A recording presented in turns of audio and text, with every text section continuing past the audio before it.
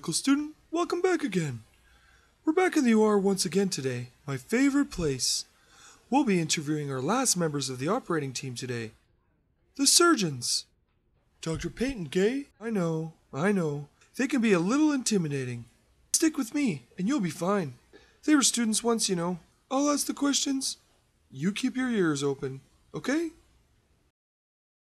What's your name and your role in the OR?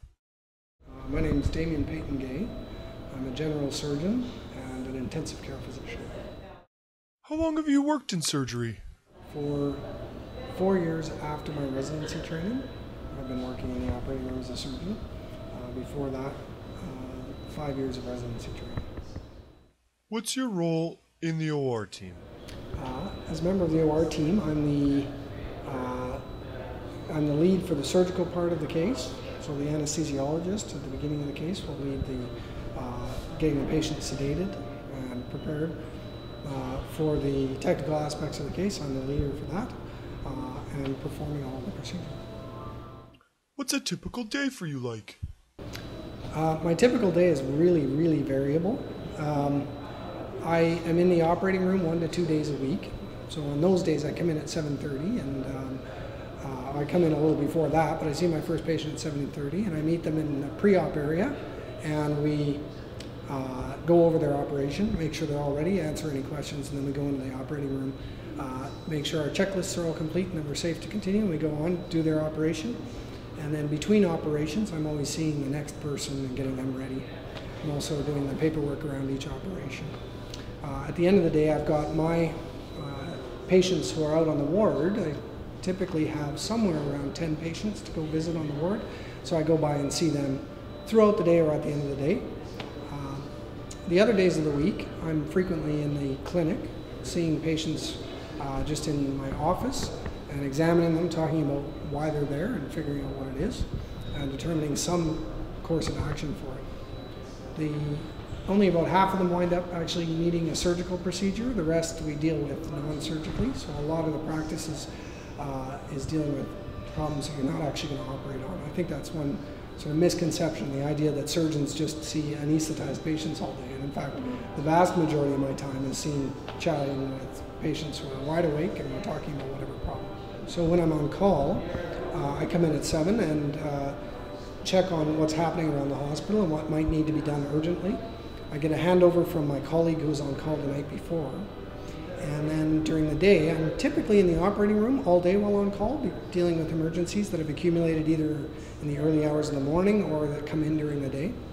And I'm going around the hospital seeing patients on which I'm consulted. That means their physician has called me to say, come by and please check if this needs surgery or not. And then I'm on call overnight. And usually I get out of the hospital. We're all a bit different. I tend to be here until midnight or 3 in the morning all the time, but and sometimes come back if there's some emergency that needs to be dealt with. And then between all of that, I'm seeing my patients out on the wards. I've got a couple of days that are devoted to office time as well, like all of us do, so that's a bit of administrative work, some assistance with research, and then a lot of teaching time at the university or with courses at the national level, at the Royal College and things. What's your role during an operation? So during an operation, the first step is actually I'll start really early. We meet the patient out beforehand in the pre-op area. The nurses meet the patient there, I meet the patient there, and the anesthesiologist meets the patient there, and we ensure we're all on the same page. We all agree on what we're doing and that all of the background testing and everything has been completed. We go down to the operating room and we do another check where we have the patient tell us everything that they've their name, what they think they're doing, so we ensure we're all on the same page with that as well, and we make sure that all the appropriate instruments and everything are there.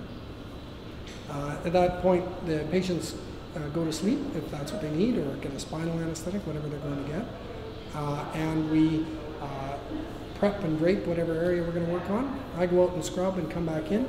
We set everything up exactly right and then start going our way through the procedure.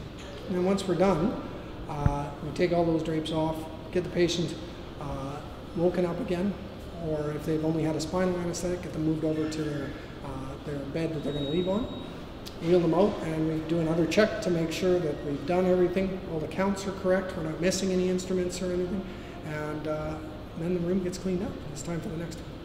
Why did you choose surgery? Probably a couple of reasons. One was there's a bit of, it's maybe not the best term, but there's a bit of veterinary medicine in all of medicine, in that I enjoyed the fact that I wouldn't be able to do everything to help my patients without getting a little dirty or getting involved very much in what we're doing to help them. So I like the aspect that it involved actually getting in and fixing that problem in there. On a personal note, it was actually kind of an excellent challenge. It's a difficult training process. It's a very busy career, and it requires a broad scope of abilities to be a general surgeon. There's a significant amount of medical knowledge that still has to be kept up during general surgery. It's not very much just a technical specialty. So I like the idea of still being a physician very, very much, while still performing technical procedures. So that challenge is certainly borne out. I enjoy that a lot. I also have an intensive care practice, so that keeps up a lot of that medical stuff too. The last one, I've got to really honestly say it's a very exciting environment to work in.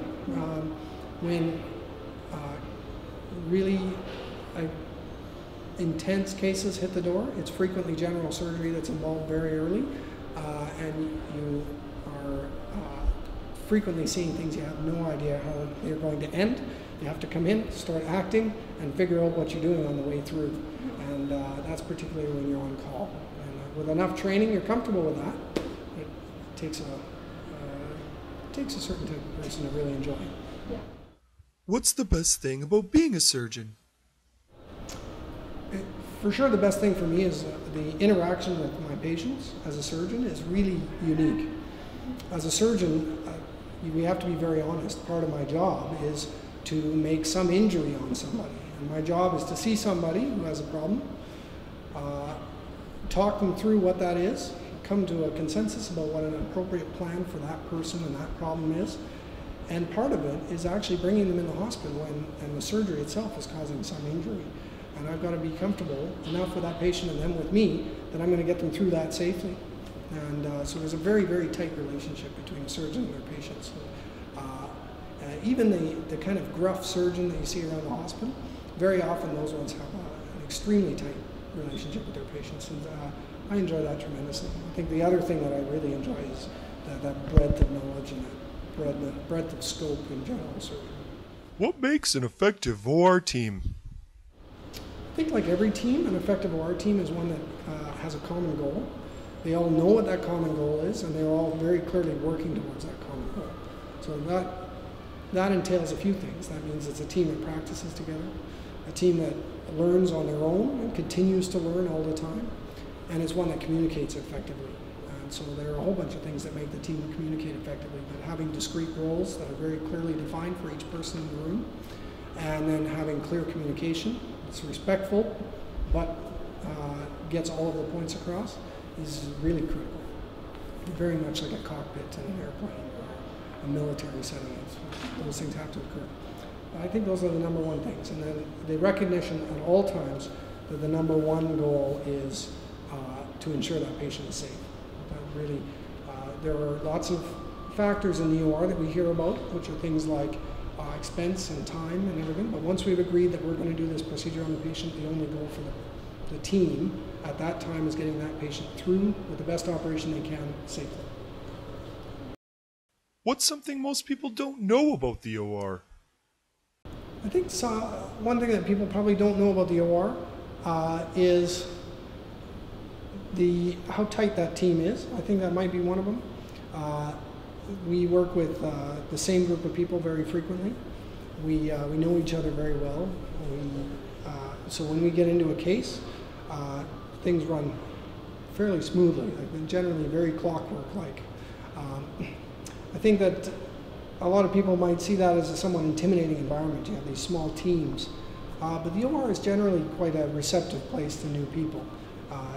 Part of it is the people have to be ready to sort of assimilate into that and learn how it works. But once they do, it's actually a fairly warm place to work. And I think a lot of people probably don't appreciate that it can be such a comfortable, warm place to work. But we wouldn't come to work every day if it was a lot like TV shows might have you believe, where everybody's constantly yelling at each other or everything is absolutely the highest stakes thing ever. Do you have any tips for med students new to the operating room? Yeah, and you know what? On the first day, the best thing is really to just show up, smile, stand tall, and introduce yourself. That's really the best thing you can do. Because when you do all of that, you'll gain the assistance of everybody around you. And they really do want to assist you in the operating room. People want to have colleagues that are growing up through their training that they can work with later on, which means you have to learn about the environment, learn how to do things like scrub, where to stand, how to get gowned, how to get ungowned, all of these. There are a bunch of little tasks that seem like nothing, but if you haven't done them before, they're completely new to you.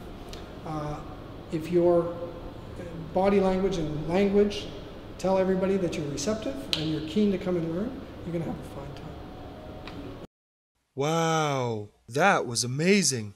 They really were students once. Although, I'm not totally sure about Dr. Scalpel.